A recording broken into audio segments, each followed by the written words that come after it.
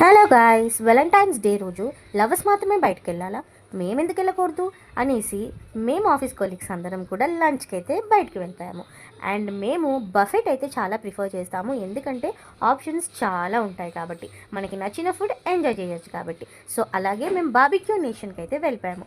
ఈ బార్బిక్యూ నేషన్కి మేమైతే వెళ్ళడం సెకండ్ టైం అనమాట. అండ్ దీని అంబియన్స్ అయితే చాలా అంటే చాలా బాగుంటుంది.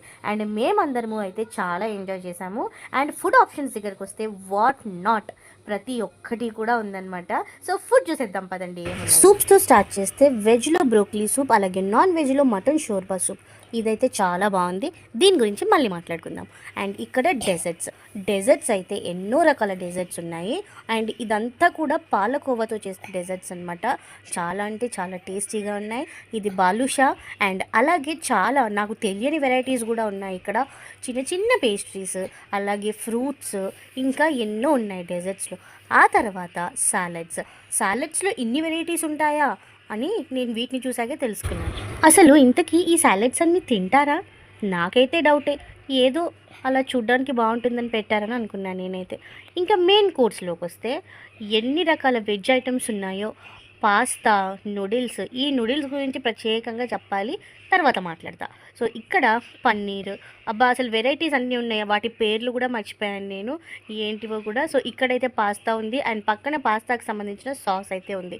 ఓకేనా. సో అలాగే white rice and vegetable biryani.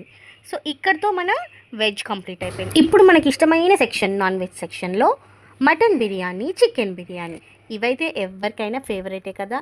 And అలాగే చిట్టినాడ్ చికెన్ అంట, ఇదైతే టేస్ట్ అదిరిపోయింది అసలు. నాకు హలీం అంటే ఎంతో ఇష్టం. ఆ హలీం కూడా పెట్టారు ఇక్కడ.